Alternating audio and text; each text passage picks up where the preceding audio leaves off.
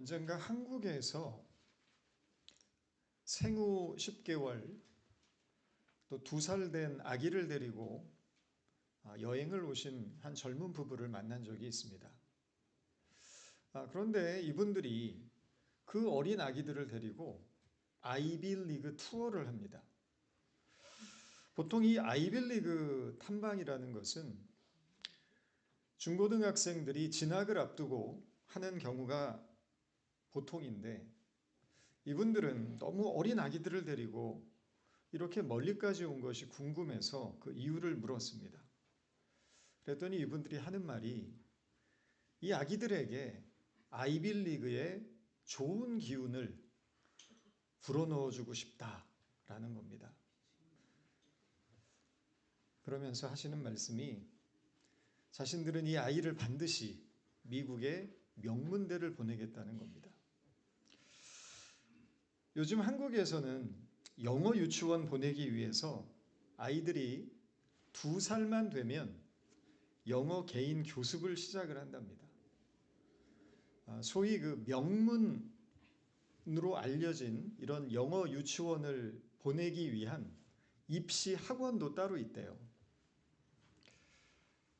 초등학교 때부터 의대 진학반이 따로 운영이 되고, 유명한 입시 학원은 경쟁이 너무 치열해서 웬만큼 성적이 좋지 않으면 들어가기도 힘들답니다. 아이들이 영어, 미술, 수학, 스포츠, 음악 이런 것들을 배우기 위해서 하루에 학원을 6군데, 7군데 심지어 다니는 경우도 있다고 합니다. 요즘 한국에서는 대치맘이라는 그 신조어가 있다고 하는데요. 자녀 교육에 모든 것을 쏟아붓는 부모들을 일컫는 표현입니다. 자녀들에게 더 좋은 학교, 더 좋은 환경, 더 좋은 기회를 주기 위해서 부모들은 기꺼이 자신의 시간과 열정과 삶을 희생을 하는 겁니다. 참 대단한 헌신이기도 하지만 한편으로는 안타까운 마음도 듭니다. 좋은 대학이라는 것이 인생의 한 문을 열어줄 수는 있어도 행복한 인생을 보장해 주지는 못하기 때문입니다. 좋은 직업을 가진다고 해서 인생 자체가 풍요로워지는 것도 아닙니다. 명문대를 가는 것보다 더 중요한 것은 어떻게 사느냐이고, 어떤 직업을 갖느냐보다 더 중요한 것은 어떤 사람이 되느냐에 있습니다. 지식이 아무리 많다고 해도 삶이 바르지 않으면 불행해집니다. 높은 자리에 올라가도 마음이 겸손하지 않다면 언젠가 무너지게 될 겁니다. 그래서 부모가 자녀를 위해서 정말 해야 할 일이 있다면 어떻게 사는 인생이 바르고 가치 있는 것인지를 부모 자신의 삶을 통해서 자녀들에게 보여주는 일이라고 생각이 듭니다. 오늘 우리가 읽은 본문은 자식의 성공을 위해서라면 물불을 가리지 않았던 한 엄마의 이야기입니다. 어느 날 세베대의 아들 야고보와 요한의 어머니가 예수님을 찾아왔습니다. 그리고는 장차 주님의 나라가 세워질 때 아들 하나는 주의 우편에, 아들 하나는 좌편에, 다시 말하면 최고의 정치적 권력을 가진 1인자와 2인자의 자리에 세워달라고 청탁을 합니다. 생각해보면 이 엄마의 마음은 낯설지 않습니다. 우리의 마음과도 비슷합니다. 자녀가 잘 되기 바라는 마음. 어떻게 해서든지 이 치열한 경쟁 속에서 좋은 자리에 서게 하고 싶은 그런 마음입니다. 그런데 이 사건에서 가장 중요한 것은 예수님을 찾아간 시점입니다. 야고보와 요한의 어머니가 예수님을 찾아간 이 시점은 예수님께서 3번에 걸쳐 자신이 십자가에 달려 죽게 될 것을 예고하신 후였습니다. 마태복음 16장 21절에 보면 그 첫 번째 예고가 나옵니다. 그때부터 예수는 자기가 반드시 예루살렘에 올라가야 하고 장로들과 대제사장들과 율법학자들에게 많은 고난을 받고 죽임을 당해야 하며 사흘째 되는 날에 살아나야 한다는 것을 말씀하기 시작했다. 17장 22절에 가면 두 번째 예고가 나오는데 제자들이 갈릴리에 모여 있을 때 예수께서 그들에게 말씀하셨다. 인자가 곧 사람들의 손에 넘어갈 것이다. 사람들이 그를 죽일 것이다. 그런데 그는 사흘째 되는 날에 살아날 것이다. 그리고 오늘 본문의 20장 19절이 세 번째 예고입니다. 그를 이방 사람들에게 넘겨주어서 조롱하고 채찍질하고 십자가에 달아서 죽게 할 것이다. 그러나 그는 사흘째 되는 날에 살아날 것이다. 예수님은 이렇게 세 번에 걸쳐서 자기가 배신당할 것이며 죽게 될 것이라는 것을 제자들에게 절박한 심정으로 가르쳐 주셨습니다. 그런데 제자들은 예수님의 이 절박한 호소에도 불구하고 세속적인 성공에 대한 야심과 욕망을 노골적으로 드러냅니다. 18장 1절에 보면 그때의 제자들이 예수께 다가와서 물었다. 하나님 나라에서는 누가 가장 큰 사람입니까? 많은 고난을 당하고 죽게 될 것이라고 말씀하셨지만 제자들은 누가 높은 자리에 올라가게 될 것인지가 가장 궁금했던 것입니다. 더 당황스러운 것은 19장 27절입니다. 베드로가 말하였다. 보십시오. 우리는 모든 것을 버리고 주님을 따랐는데 그러면 우리가 무엇을 받겠습니까? 베드로는 예수님의 수제자입니다. 누구보다 사랑을 받았고 중요한 순간마다 예수님과 함께했습니다. 그런 베드로가 내가 당신을 위해 모든 것을 버렸는데 그러면 주님은 나에게 뭘 주시겠습니까? 요구하는 것입니다. 그리고 오늘 본문을 보십시오. 본문은 21절 말씀을 보면 그때에 20절입니다. 20절의 말씀을 보면 그때에라는 말로 20절이 시작을 하는데요. 자, 이 그때가 언제입니까? 바로 19절과 연결되어 있습니다. 자신이 조롱당하고 채찍질당하고 십자가에 달려서 비참하게 죽게 될 것을 예고하신 바로 직후입니다. 무엇인가를 청하는 야고보와 요한의 어머니에게 주님이 물으십니다. 무엇을 원하십니까? 내 두 아들을 선생님의 나라에서 하나는 오른쪽에 하나는 왼쪽에 앉혀주십시오. 그러자 주님이 대답을 하십니다. 너희는 너희가 구하는 것이 무엇인지 알지 못한다. 자기들이 구하고 있는 것이 뭔지를 모른다는 것입니다. 이것이 핵심입니다. 우리는 늘 주님께 구합니다. 그런데 내가 구하고 있는 그것이 무엇인지 우리가 알지 못하는 것이 심각한 문제입니다. 어떤 믿음 좋은 어머니에게 아들이 하나 있었습니다. 이 아들이 대학에 가서 학생운동을 하다가 국가보안법 위반으로 감옥에 갇혔습니다. 어려운 형편 속에서도 아들을 뒷바라지하던 엄마는 큰 충격에 받게 됐고 이 아들의 석방을 위해서 밤낮으로 기도를 했습니다. 다행히 이 아들이 풀려났습니다. 징역 2년에 집행유예 3년을 받은 것입니다. 그런데 감옥에 나온 지 불과 얼마 되지 않아서 불의의 교통사고로 이 아들이 죽고 말았습니다. 어머니는 이 죽은 아들을 붙들고 절규합니다. 차라리 감옥에 있었더라면 죽지 않았을 텐데 내가 이 아들 석방시켜달라고 기도하지 않았으면 죽지 않았을 텐데 이 아들의 죽음이 왜 어머니의 기도 때문이었겠습니까? 그러나 이 어머니는 아들의 죽음을 자기 탓으로 여깁니다. 아들의 석방을 위해서 기도했던 것을 가슴을 치며 후회를 합니다. 우리가 인생을 살아가면서 느끼는 것 중에 하나가 과연 이것이 나에게 있어서 정말 좋은 것인가 알지 못한다는 겁니다. 분명 나를 위해서 좋은 것이라고 믿고 있었는데 세월이 지나다 보니 오히려 그것이 해가 됩니다. 어떤 경우는 나쁜 것인 줄 알았는데 시간이 지나 보니 나에게 유익이 될 때도 있습니다.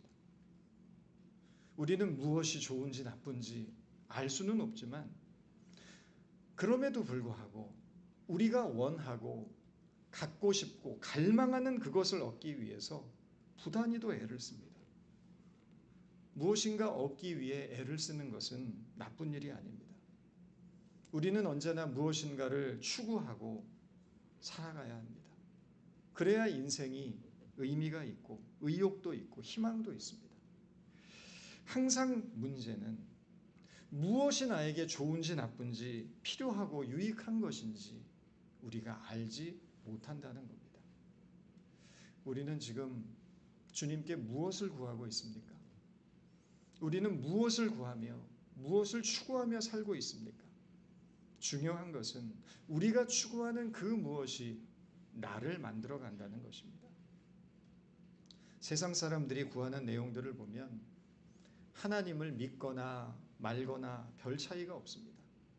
대부분 똑같습니다. 먹고 사는 것, 돈 버는 것, 집 사는 것, 사업 문제, 자녀 문제, 가정 문제, 건강 문제, 모두가 지극히 현실적인 문제들입니다. 태어나서 죽는 순간까지 예외 없이 이 몇 가지 주제를 가지고 고민하고 씨름하고 부대끼며 살아갑니다. 그런데 성경은 우리에게 보다 근원적이고 본질적인 것을 구해야 한다고 말합니다. 요한 3서 3장 1절에 보면 사랑하는 자여 내 영혼이 잘됨 같이 내가 범사에 잘되고 강건하기를 내가 간구한다 라는 말씀이 있습니다. 내 영혼이 잘됨 같이 내가 범사에 잘되고, 이 말씀은 범사가 잘되는 것이 먼저가 아니라 내 영혼이 잘되고 난 다음에야 범사가 잘 되어야 한다는 뜻입니다. 영혼이 잘되지 못했는데 범사가 잘되면 그것은 정말 재앙이 될 수 있습니다. 성공 때문에 오히려 인생 망치는 사람들을 많이 봅니다. 영혼이 잘 된다는 것은 영원한 생명을 얻는 일이고 이 땅을 살면서 그 생명을 누리는 것입니다. 생명을 누린다는 것은 주의 말씀을 지키고 그 진리 안에 살아가면서 하나님께서 그 자녀들에게 약속하신 기쁨을 누리는 것을 뜻합니다. 우리가 자녀들을 위해서 기도할 때 영혼이 잘 되도록 먼저 기도해야 합니다. 남들보다 성공한 인생이 아니고 생명을 사랑하고 이웃의 아픔을 함께 아파할 줄 아는 따뜻한 그런 마음을 가진 인격의 사람이 되도록 기도해야 합니다. 불의를 미워하고 정직하게 행하는 사람이 되도록 기도해야 합니다. 작은 성공 앞에서 우쭐대거나 교만하지 않고 언제나 겸손한 사람이 되도록 기도해야 합니다. 이것이 우리가 영혼을 위한 기도, 먼저 구해야 할 본질을 위한 기도입니다. 주님이 야고보와 요한에게 물으셨습니다. 내가 마시려는 잔을 너희도 마실 수 있느냐? 그들이 말하되 할 수 있나이다 라고 말합니다. 주님이 말씀하신 내가 마시려는 잔, 십자가의 죽음이었습니다. 그런데 그 뜻을 알지 못했던 야고보와 요한이 마시겠다고 말합니다. 내가 마시려는 잔을 이 세상의 성공과 영광이라고 착각했던 것입니다. 결과적으로는 야고보는 제자들 중에 첫 번째로 순교하는 자가 됐고 요한은 마지막으로 순교하는 자가 됩니다. 자기들이 요구하는 것이 어떤 것인지도 모른 채 그것을 내 꿈을 이룰 수 있는 기회라고 여기고 예수님께 요청하고 있었던 겁니다. 그런데 정말 우스운 것은 다른 제자들의 반응입니다. 예수님이 마시려는 그 잔을 나도 마실 수 있다고 망설임 없이 대답하는 야고보와 요한을 보면서 다른 제자들은 분노했습니다. 24절에 보면 10제자가 이 말을 듣고 그 두 형제에게 분개하였다. 이거는 코미디입니다. 내가 마시려는 잔이 죽음을 의미하는 것인지도 모른 채 스스로 죽음을 자처한 야고보와 요한의 어리석음도 보기에 민망한데 그 모습을 보면서 열불을 내고 분노하고 있는 이 10제자들은 답도 없습니다. 복음서를 읽을 때마다 저는 그런 생각을 합니다. 어떻게 예수님은 저렇게 변변치 못한 사람들을 제자로 부른 걸까? 적어도 한 시대를 맡기고 하나님의 역사를 열어나가는 과업을 맡긴다고 했다면 좀 더 유능하고 능력 있는 사람을 뽑아야 되는 거 아닌가? 그런데 여기에는 깊은 뜻이 담겨 있습니다. 무엇 하나도 내세울 것 없어 보이는 이 한심한 제자들이야말로 구원의 본질이 어디에 있는지를 우리에게 깨닫게 해줍니다. 고린도서를 보면 바울이 이런 얘기를 합니다. 하나님이 미련한 것을 택하신 이유가 지혜로운 자들을 부끄럽게 하려는 것이고 약한 자들을 택하신 이유는 강한 것들을 부끄럽게 하시려는 것이며 천하고 멸시받는 것, 없는 것을 택하신 이유는 있는 것들을 패하게 하려는 것이다. 우리 중 누구도 잘나서 칭찬받을 만한 해서 내세울 만해서 구원받은 사람은 아무도 없습니다. 아무런 자격과 공로도 없는 애들도 불구하고 하나님의 은혜가 우리를 사로잡은 것입니다. 그래서 우리는 이 어리석은 못난 제자들을 보면서 하나님의 은혜를 떠올리게 되는 것입니다. 하나님의 은혜가 아니었다면 절대 저 자리에 설 수 없는 사람들인데 오직 은혜가 저들을 이끌어 가신다는 것을 깨닫게 됩니다. 지금 우리가 어떻게 이 자리에 오게 됐습니까? 주님의 은혜가 이끌었습니다. 우리가 하나님의 자녀가 된 것도 은혜고 매일 매 순간도 오직 은혜로 살아갑니다. 은혜 외에는 우리의 삶을 해석할 수 있는 방법이 없습니다. 은혜의 눈으로 세상을 볼 수 있기 바랍니다. 모든 것이 감사임을 깨닫게 됩니다. 한심한 제자들을 보시며 예수님은 그들 모두를 한자리에 모으시고 말씀하십니다. 너희 가운데서 위대하게 되고자 하는 자는 누구든지 너희를 섬기는 사람이 되어야 하고 너희 가운데서 으뜸이 되고자 하는 사람은 너희의 종이 되어야 한다. 인간에게는 크게 되고 싶은 욕망, 남보다 앞서고 싶은 욕망이 다 있습니다. 주님은 이 욕망이 잘못됐다고 꾸짖지 않으십니다. 너희가 크게 되고자 한다면 먼저 섬겨야 하고 으뜸이 되고자 한다면 먼저 종이 되어야 한다라고 말씀하고 계십니다. 하나님의 질서와 세상의 질서는 정반대입니다. 예수님은 하나님 나라를 위해 이 땅에 오셨습니다. 그리고 이 세상 가운데 하나님의 나라를 선포하셨습니다.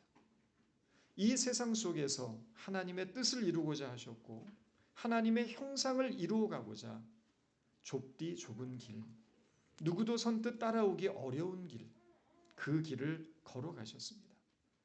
그것이 주님이 보여주신 섬김의 길이고 종의 길입니다. 이 길은 너무나 힘들어서 걷고자 하는 자가 없는 길이기도 합니다. 그런데 그 길만이 우리를 생명으로 인도하며 예수님과 동행하는 참 믿음의 길을 걷게 하는 겁니다. 무슬림에서 기독교로 개종한 어떤 사람이 자기의 고민을 토로하면서 이런 고백을 했습니다. 내가 무슬림이었을 때 나의 믿음은 큰 원이었고 나 자신은 그 원 속에 들어가 있는 작은 점이었습니다. 그러나 내가 기독교인이 되고 보니까 나는 점점 커져서 큰 원이 되어버렸고 내 믿음은 그 큰 원 속에 있는 작은 점이 되어버렸습니다. 나는 그런 그리스도인들 틈에 지금 살고 있습니다. 무슬림들은 자기 인생보다 믿음이 더 중요합니다. 믿음을 위해서 자기의 전부를 버릴 수도 있는 사람들입니다. 그런데 기독교인들은 정반대라는 겁니다. 자기 자신을 위해서라면 어떤 믿음도 배신할 수 있고 어떤 상황에서도 언제든 바꿀 수 있고 양보할 수 있고 버릴 수 있다는 것입니다. 이것이 오늘날 우리의 현실입니다. 여러분, 우리는 믿음을 위해서 무엇을 포기해 보았습니까? 우리는 믿음을 위해서 어떤 헌신을 해봤습니까? 믿음이라는 것은 머리로 동의하고 입술로 고백하는 것이 다가 아닙니다. 반드시 삶에 대한 대가로 지불되어야 합니다. 아무것도 포기하지 않아도 되는 믿음, 아무런 희생도 요구받지 않는 믿음, 내 삶의 방향을 조금도 바꾸지 않는 믿음은 참 믿음이 아닙니다. 종려주일입니다. 우리의 믿음을 다시 한번 점검하고 돌아보는 이 한 주간이 되었으면 좋겠습니다. 기도하겠습니다. 주님, 저희는 너무나 연약하고 부족한 자들입니다. 무엇을 구해야 하는지 알지도 못합니다. 성공과 높아짐이 아니라 우리가 주님의 마음을 닮아 섬김의 길을 살아가는 자들 될 수 있도록 어리석고 연약한 우리를 도와 주옵소서. 주님께서 걸어가셨던 그 길을 힘들지만 고단하지만 우리도 따라 걸을 수 있는 용기를 허락하여 주옵소서. 그래서 우리의 영혼이 잘 되고 그 위에 우리의 삶이 세워지며 하나님의 나라를 이루어가는 저희들이 되도록 도와주옵소서. 예수님의 이름으로 기도드렸습니다.